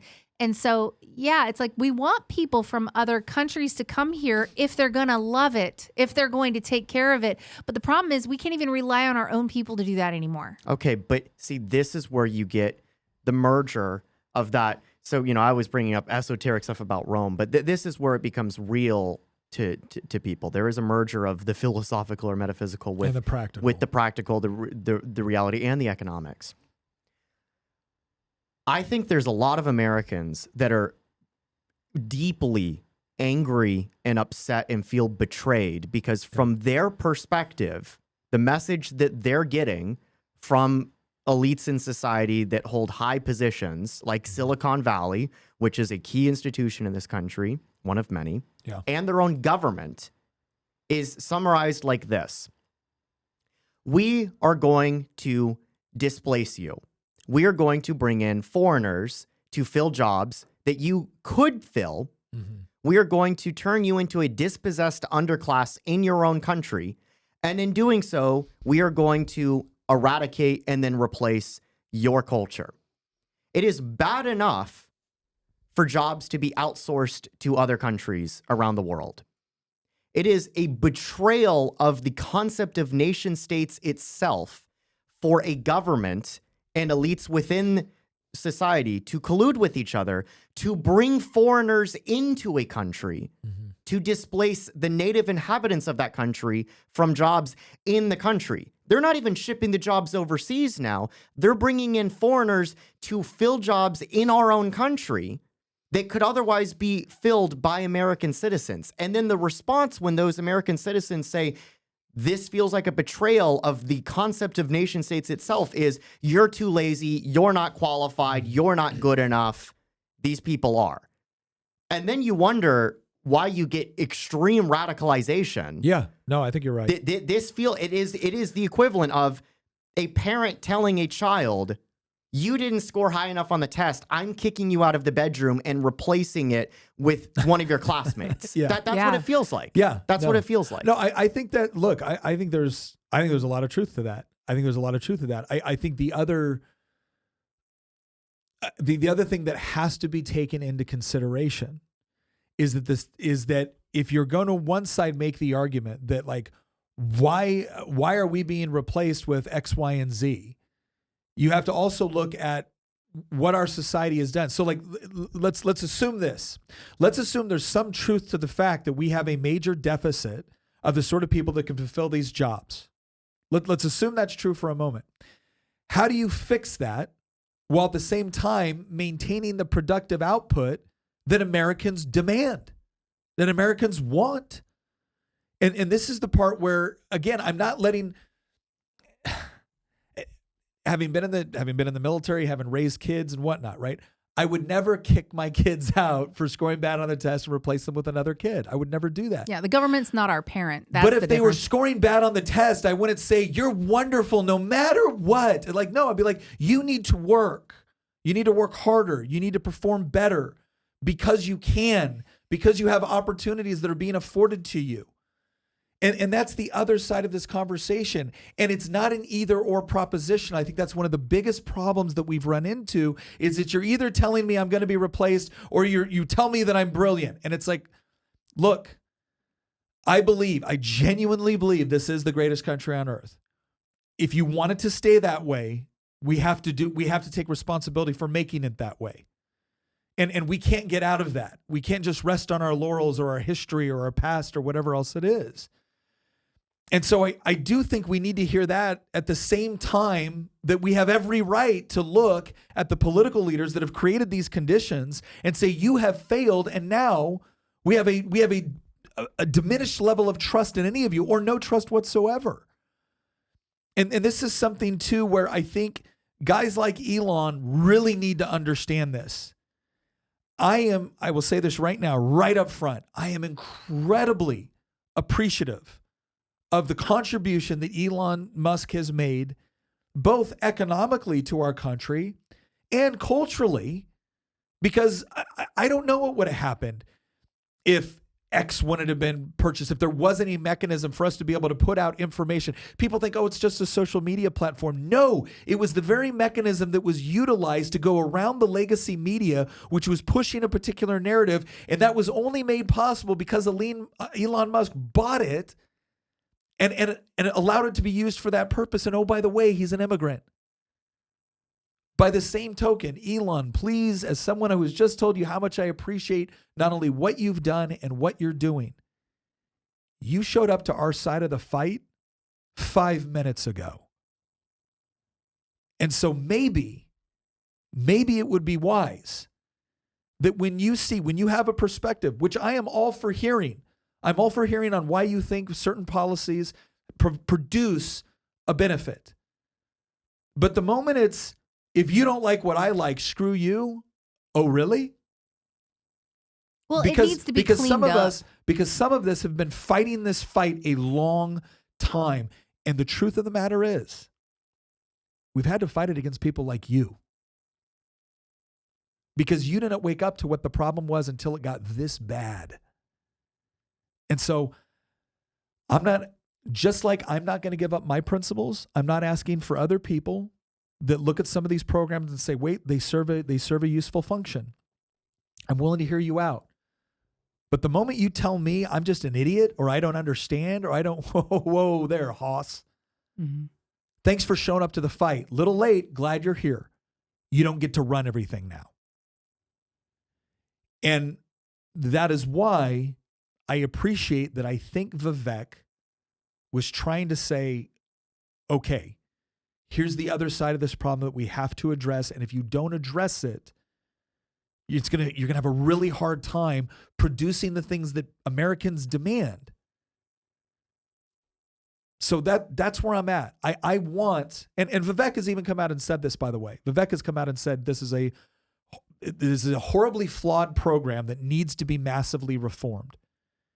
And I agree with him on that. And he should talk about how it needs to be reformed before he scolds everybody. Yes. And that's the biggest part that I would ask people to do is that if you, and I don't think Vivek is necessarily new to the movement, but I'd never known Vivek to do anything within politics until relatively recently, right? Well, one of the things you've got going on with Vivek and with Elon Musk is they are not ideologically 100% aligned with us. Vivek is not a Christian. And Vivek has a little bit of a, there are some things within, that I've heard him say that are just not aligned with us. Yeah. There's some socially liberal stuff. The abortion issue is not, he doesn't really care that much about it.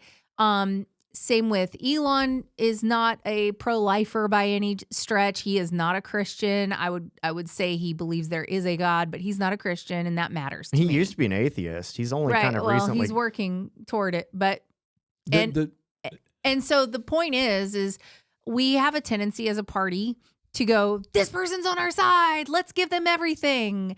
And the thing is they're not necessarily 100% on our side. And we are seeing how some of these influences are changing the way Trump is doing things. He's not quite the same man he was the first time around.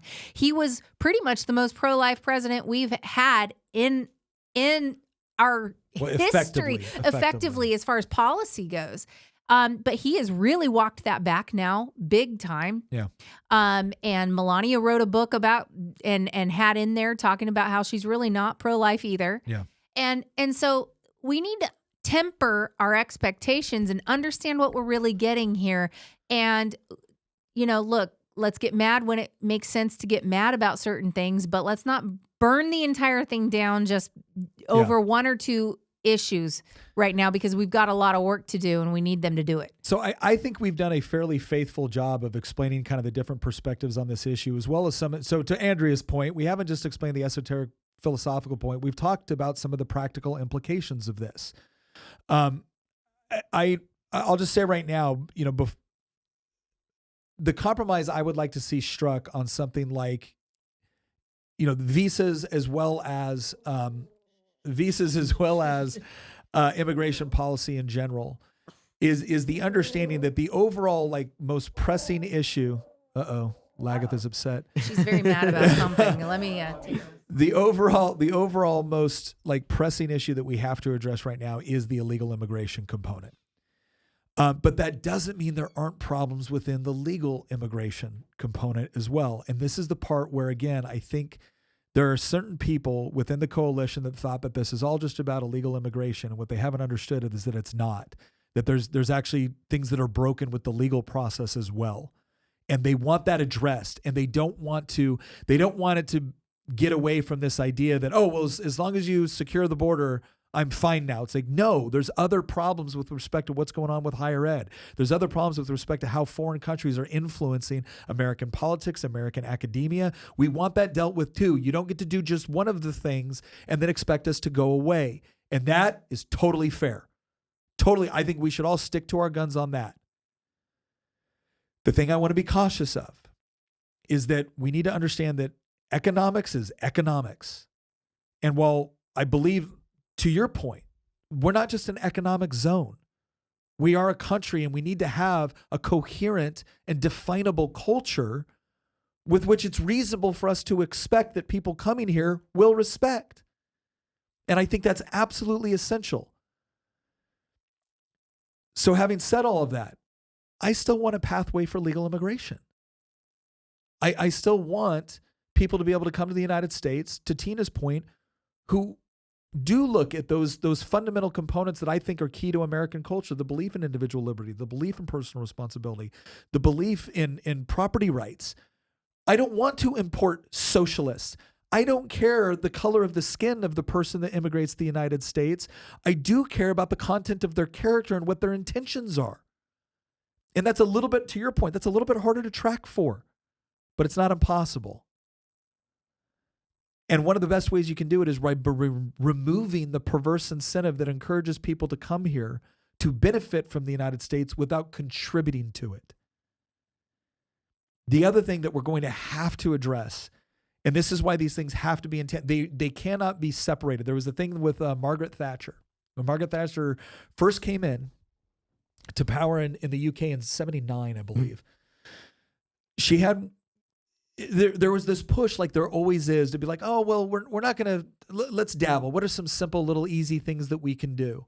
And I can't remember who her advisor was, but he came up with an acronym, which funny enough was TINA.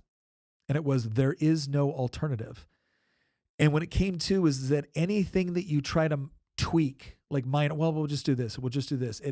There's so many ripple effects, so many things are interconnected that you actually have to do big things if you want to achieve anything. And that's where we're at right now. So we're going to have to do the big things. The only way that will get done, I believe you have a president that wants to do it. I believe that concepts like the Doge are going to be important on like practically looking through and understanding all the different problems. I believe you have certain legislators that want to do it. I believe you have others that will work like on our side, that will work to undermine this process, and I want them called out and held to account.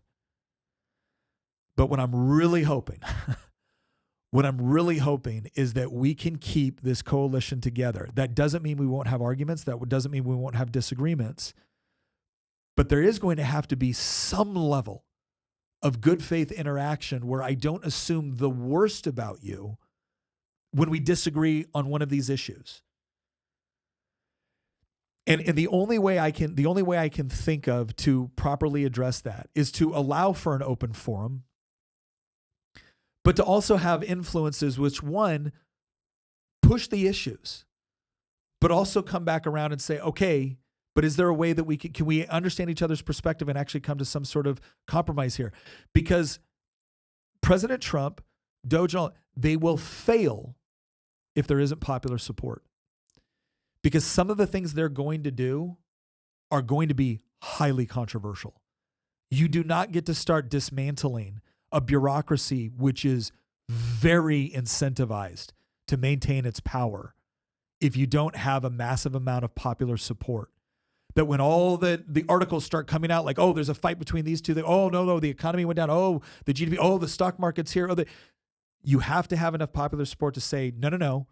We understand and anticipate that there's going to be pain in this process, but the process is worth it in order to get to the sort of end where the federal government no longer has the sort of size, scope, authority, or budget to be manipulating our economy and undermining our culture in the way it currently does. That's my hope. It's similar to Milei in Argentina. Yes. Milei warned things are very bad and they might get worse in the short term, but now look at where it is just over a year after he's taken office. Yeah, he was so right. The inflation rate has fallen, rents have fallen, prices have fallen, employment's going back up, the stock market in Argentina is booming. And can we distinguish between two things? It is perfectly appropriate for someone to say, like for instance, there were certain positions Javier Milei was taking where I saw people go, okay, I'm a little bit concerned about this. I like what he's doing. I like where he's going, but I'm a little bit concerned about this policy position. And I respected that. There was other people that the moment he wasn't doing 100% of what they wanted, oh, he's a traitor. He's not a real liberty guy. He's this. I can't believe he tied, the Argentinian currency to the dollar. He should have. The guy cut. He went from 22 federal agencies to 9 in a 48-hour period. And you're telling me that's not good enough because he's not pure enough for you? And he fired tens of thousands of bureaucrats that were all Peronists. Yeah, it's like he did the things that needed to be done. Yeah. And yes, we can. So that's all I'm asking for. The last pointer, I know that we're at the end of the podcast. Yeah. What this actually gets to is a proper application of the friend-enemy distinction, because Malay is not an enemy. Yeah. Right? So a good example is Malay is a huge supporter of Ukraine and Israel. And this rubs a lot of libertarians or, right-wing guys the wrong way for a variety of reasons, right? Oh, why is he involved in, I say this as somebody who typically criticizes our foreign policy in Europe and in the Middle East. Malay is much more, and when I say pro, I don't mean that he's not sending millions of, dollars over to Ukraine or Israel. He just wants them to generally win. Well, I mean, by that logic, like I don't want Ukraine to be wiped off the face of the earth any more than I want Israel to be wiped off the face of the earth. But I also don't feel like that as an American, I should have an obligation to prioritize the interests of those countries over my own interests. There are instances where what's best for Israel or Ukraine is not what is best for the United States. Well, when those come into conflict, I will always choose the United States. But in the case of Malay, though, there's nuance. Is what I'm trying to say. There's nuance. I've seen people that dismiss Malay because, he's a Ukrainian puppet, or the Jews own him. Yeah. And I can't do. And likewise, on the more libertarian side, I see people that are like, he doesn't abolish the state. He hasn't led with legalizing cocaine and so therefore he's a statist. Yeah. I can't deal with it. And he gave an interview recently. It might have been to Lex Friedman or something like that, where he talked about some of these issues. And he's like, you get these guys that just, they're like, why haven't you done X, Y, and Z? You're a traitor. And he's just like, look, I am going to do what I can possibly do. And I know that I can't do everything. And people that are going to complain about it are going to complain, but like something must be done. And I'm going to do what I possibly can do. And so like I said, it's a proper application of the friend-enemy distinction. One, I think it's a misappropriation to say that these people are the enemy. I'm sorry, Ukrainians are not the enemy. Yeah. Jewish people are not the enemy. Yeah. The enemy's leftism. Yeah. The enemy's leftism, right? It doesn't matter where it manifests or who's manifesting it. The enemy is the ideology, not a particular group of people. And so that's an issue on one side, on the far right or whatever. The issue on the libertarian side is libertarians tend to be these purists who, I'm going to throw more praise at the guy at Bernie Sanders who agrees with me 2% of the time, or Tulsi Gabbard who agrees with me 25% of the time. But then somebody that agrees with me 98% of the time, Malay, I'm going to demonize him. And I see it all the time with libertarians that demonize him. I have no stomach for either of those crowds for different reasons, because they're not properly applying the friend-enemy distinction. An enemy is somebody who poses an existential threat to your continuation in the realm of politics. Malay doesn't do that. And this is very controversial. Elon doesn't do that. Vivek doesn't do that. There are things that I heavily disagree with Vivek on, that I heavily disagree with Elon on. Very recently, that I heavily disagree with those two on, in particular on the issue that we just talked about today. But I still recognize that, you know what?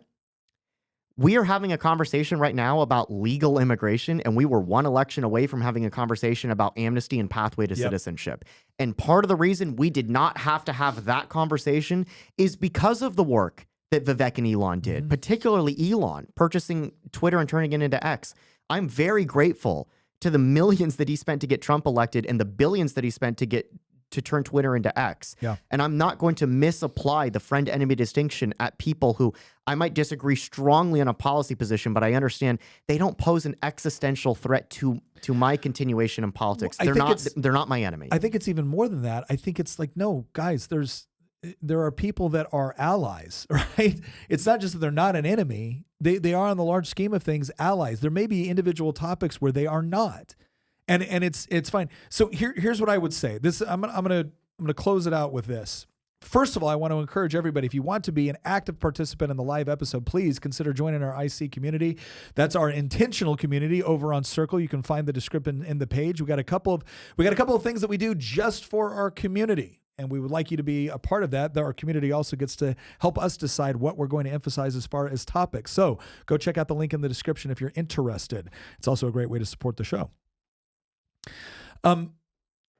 So the question becomes, as we look at this, so we've all kind of agreed that yes, this whole policy, the visa program, needs some significant changes. I think we've also recognized that there's some huge problems with certain people that are relatively new to the movement, kind of feeling like almost like they get to run the show now, and that's not the case. By the same token, truth is truth. And a lot of the things Vivek was saying is true. Not necessarily all of it, but some of the things he was talking about, the major cultural issues that we have to face within our own country, the major educational issues, that is not a result of an immigration problem. That is something very different. And to your point, it's when somebody assigns a negative, connotation to an ethnicity. I'm like, no, you have lost me completely. I don't assign negative connotations to ethnicity. I don't assign negative connotations to, man or woman. I don't do that. I assign them to ideologies and your actions in pursuit of those ideologies if it's bad. And that's the distinction I make. And I think that's how we need to do it. So when I'm looking for who are the people that make the appropriate distinctions on who is legitimately undermining what it is that we want to achieve in this country, and then insofar as they have properly identified that, show me the work. What have you done? Because if all you're doing is screaming on social media, I'm sorry. I'm not going to throw someone overboard that I disagree with on an issue, even an important one. I'm not going to throw them overboard when I see them putting in the work and the effort to try to achieve things that I think are absolutely essential to this country's survival. And I've said it once and I'll say it again. I'm never surrendering on the life issue. I'm never surrendering on Second Amendment issues. I'm never surrendering on my dedication to free market economics. I'm not doing that.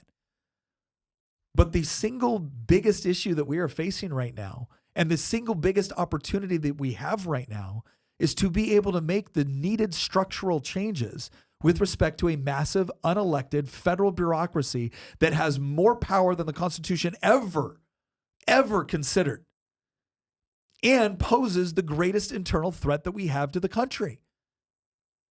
And you know what? I see Elon and I see Vivek as allies in that process. And so that's what I would ask people to do. Don't look at this along lines. It becomes so easy to label things in particular ways. And I'm seeing more and more of it, and I'm not comfortable with it. When somebody is attempting to implement a bad ideology, not just a bad policy, but a bad ideology which informs it, that's an important distinction. When somebody is largely working with us to achieve things, and we got to work some things out, that's fine. Let's not ignore that. We got to work those things out. But if they're not only advocating for those things, and they are actively fighting for those things in incredibly effective ways, I'm not going to throw them overboard because I agree with you more when you're not doing anything. This is the whole, back to Teddy Roosevelt, this is the whole man in the arena. Nothing is easier than to trash someone from the sidelines. So if you're in the arena and you're in the fight and we're fighting for the same things and we have some disagreements, we might have to work those out. There may be a point where we duke it out a bit. That's okay. That's okay. But if you're yelling from the sidelines, I'm sorry, I got stuff to do. We got a country to save, and I'm not interested in the people that seem more interested in standing on the ash heap of my country saying, see, I told you so, than actually getting in the arena to do something about it. Lagatha's over here growling it. Make sure I'm mad too. She agrees. Sure too. Listen, we want to thank everybody for joining for this episode. Look, our goal for this entire thing was let's do a proper analysis of what the program is. Let's do a proper analysis of the various arguments coming from different perspectives on this. Let's talk about what the potential, solutions are, if there are any. And then probably most importantly for this one, I know for me, was how do we actually distinguish between someone that is an ally that we might disagree with versus someone that, quite frankly, is completely opposed to us? Because that is a very, very important distinction. And I can't emphasize this enough. It's going to be an incredibly important one for the next 2 years, because I don't believe in unity at all costs. There is a point, and I've kind of dealt with this recently. There is a point where I look at elements within my own side and I'm like, I'm sorry, you and I don't want the same things, and we're no longer associated with one another. But man, we do have an opportunity here. And I think we have, for the first time in a long time, we have the right things lined up to be able to actually achieve something significant. There's no guarantees. There's no guarantees. I'm telling you right now, as Americans, we are ultimately, God may have given us certain rights, but he also put us in a position where we got to fight for them. And if we're just sitting around saying that we're entitled to it as Americans, we're going to lose it. And quite frankly, we won't be worthy of all the people that fought before us in order to make sure that we had them. So once again, thank you for joining us. We hope you found this informative, helpful, all of those good stuff. And we can't wait to see you next episode.